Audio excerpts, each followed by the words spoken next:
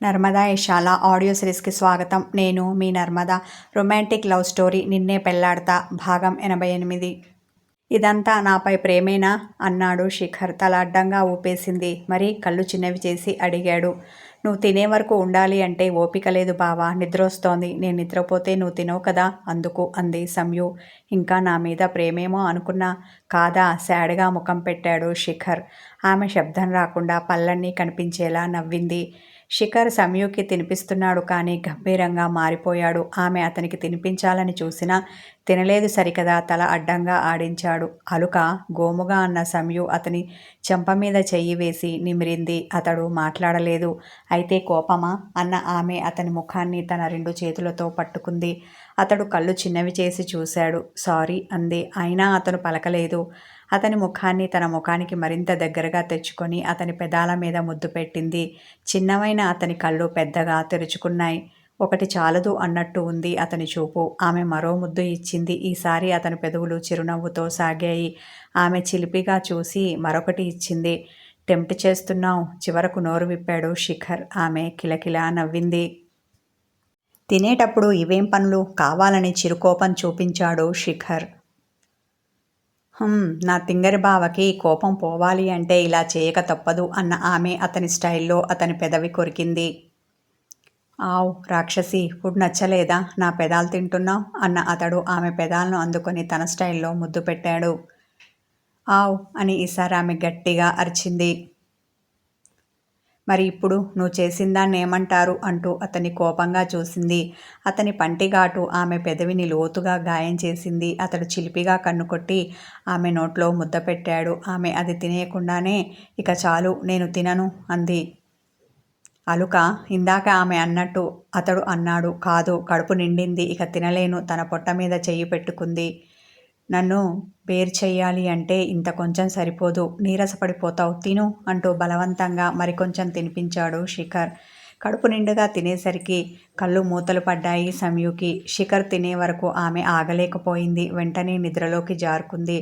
శిఖర్ తినేసి పూనంకి కాల్ కలిపాడు. సంయుకి నిద్ర డిస్టర్బ్ కాకూడదని తలుపు ముందుకు వేసి బాల్కనీకి వచ్చాడు. ఆమె 2వ రింగ్కే లిఫ్ట్ చేసింది.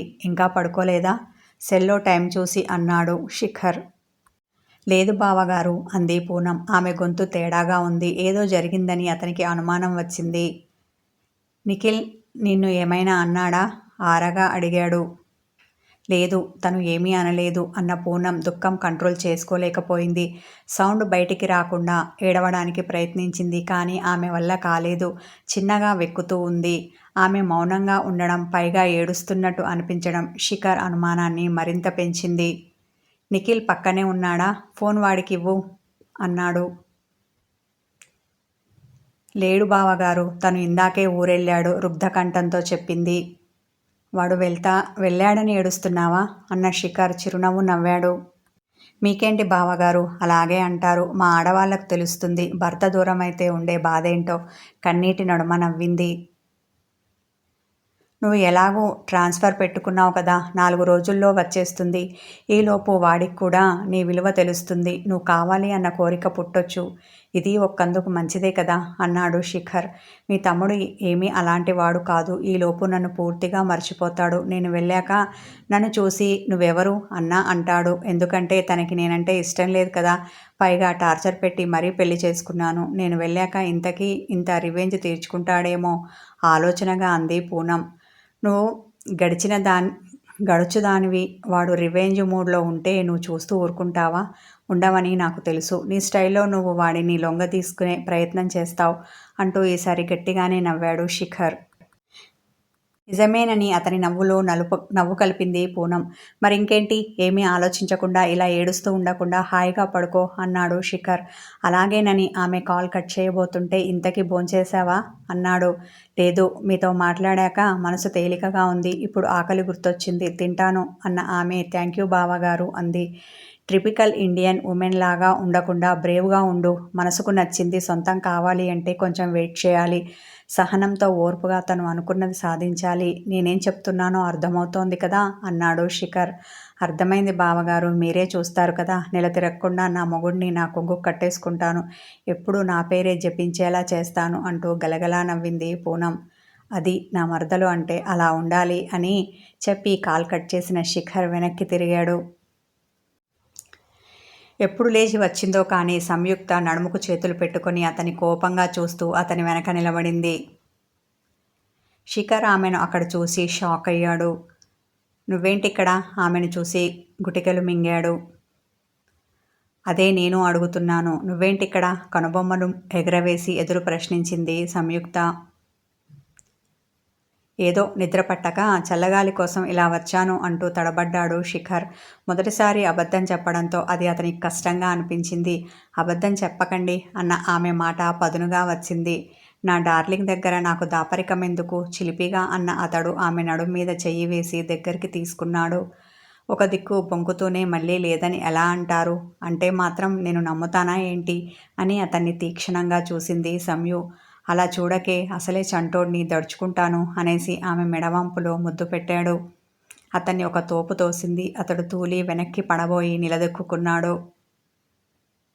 బాబోయ్, నీకింత బలం ఎక్కడి నుండి వచ్చిందే? బహుశా నేనిందాక ఫుడ్ తినిపించినందుకు కాబోలు ఆలోచిస్తున్నట్టుగా బుగ్గన వేలేసుకున్నాడు శిఖర్. మాట మార్చకండి కోపంగా అంటూ పెదాలు బిగించింది సంయు. నేనెక్కడ మార్చాను అంటూ ఆమె దగ్గరికి వస్తుంటే ఆమె అడుగులు వెనక్కి పడ్డాయి. చూసుకో, గోడ తగులుతుంది అంటూ ఆమె నెత్తికి గోడకి మధ్య తన చెయ్యి పెట్టాడు. సంయుక్త అది పట్టించుకోలేదు. మీరు చల్లగాలి కోసం బయటికి వచ్చానని చెప్పడం అబద్ధం కాదా? నిలదీస్తున్నట్టే అడిగింది. కాదు, నిజంగానే చల్లగాలి కోసం వచ్చాను అంటూ భుజాలు కదిపాడు శిఖర్. మనం ఇప్పుడు ఉన్నది కాశ్మీర్లో, పైగా అటు చూడండి సన్నగా మంచు కురుస్తోంది. అలాంటిది నువ్వు చల్లగాలి కోసం వచ్చావా? అది నేను నమ్మాలా? వెటకారంతో అన్న ఆమె పెదవి వంకరపోయింది. పైగా చలితో వణుకుతూ 2 అరచేతులు రబ్ చేసుకుంది. లోపలికి పద, చెప్తాను. ఆమె భుజాల చుట్టూ చేతులు వేసి గదిలోకి తీసుకొస్తుంటే రానని మొండికేసింది. ఇక లాభం లేదని అతడు బలవంతంగా ఆమెను ఎత్తుకొని తెచ్చాడు. ఇలా నన్ను ఎత్తుకోవడానికేనా నువ్వు రోజూ జిమ్ చేసేది? అతడలా ఎత్తుకొని రావడం నచ్చక కోపంతో అరిచింది సంయుక్త. యా, స్టైల్గా అన్నాడు శిఖర్. ఆమె కొరకొరా చూసింది. అతడు కొంటెగా కన్ను కొట్టాడు. మూతి తిప్పేసుకుంది. ఇక మాట్లాడలేదు. ఎటో చూస్తూ కూర్చుంది. ఇప్పుడేంటి నీ బాధ? ఆమె ముఖం ముడుచుకొని ఉండడం చూసి విసుక్కున్నాడు శిఖర్. నేను మాత్రం ఎవరిని బావా అని పిలవకూడదు. నువ్వు మాత్రం అందరినీ మరదలు అని పిలవచ్చు. అంతే చనువుగా ఉండొచ్చు. నేను అలా ఉంటే నీకు కోపం వస్తుంది. నాకు వార్నింగ్ ఇస్తావు. ఈ విషయంలో నీకొక రూలు నాకొక రూలా? అంటుంటే ఆమె గొంతు దుఃఖంతో పూడుకుపోయింది. ఓ అదా నీ బాధ? నేను ఇంకేంటో అనుకొని కంగారు పడ్డాను అంటూ నవ్వేశాడు శిఖర్. ఆమె అతన్ని గుర్రుగా చూసి అవును అదే ఏడుపు గొంతుతో అంది. పిచ్చి సంయు అని ఆమెను దగ్గరికి తీసుకుంటుంటే నన్ను తాకకండి అంటూ ఆమె దూరంగా జరిగింది. అతని ముఖం గంభీరంగా మారిపోగా కళ్ళు చిన్నవయ్యాయి. ఆమె ముఖం తిప్పేసుకుంది.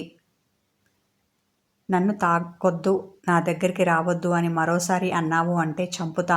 నువ్వు నేను వేరు కాదు. నువ్వు నాలోనే ఉన్నావు, నా అణువణువులో ఉన్నావు. అలాంటిది నిన్ను నేను తాకకుండా ఉండడం అంటే ఎలా? అలా ఉండగలనా? అంటుంటే బాధతో అతని గొంతు జీరబోయింది. వెంటనే ఆమె రెక్క పట్టుకొని తన మీదికి లాక్కున్నాడు. ఆమె విసురుగా వచ్చి అతని ఒడిలో పడింది. ఇలాంటి మాటలు ఎన్నైనా చెప్తావు కానీ వాస్తవంలో మాత్రం చూపించవు అన్న ఆమె మాట వ్యంగ్యంగా వచ్చింది. అది అతని మనసును కత్తిలా గుచ్చింది. ఏం వాగుతున్నావు అన్న అతని మాట చాలా కోపంగా వచ్చింది. అంతేకాదు అతని కళ్ళు ఎర్రబడ్డాయి.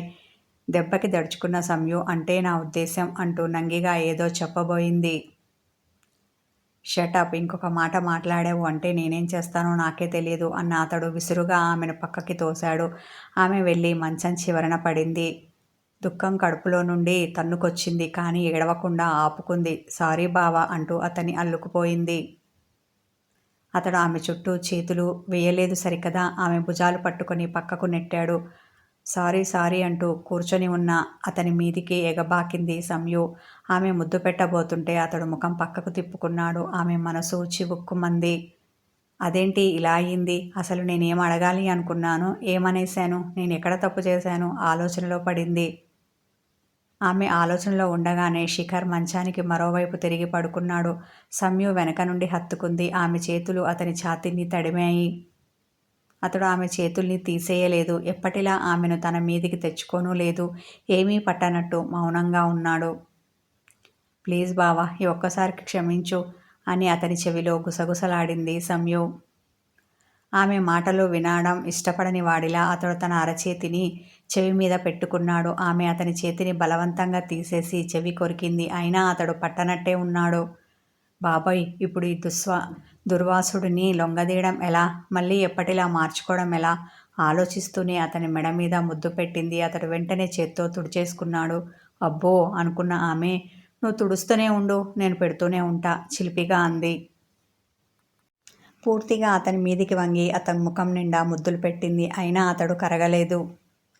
బాధతో ఏడుపు వచ్చింది సంయుకి. మంచం హెడ్కి ఆనుకొని కూర్చుంది. ఎంత ఆపుకున్నా కన్నీళ్లు ఆగలేదు.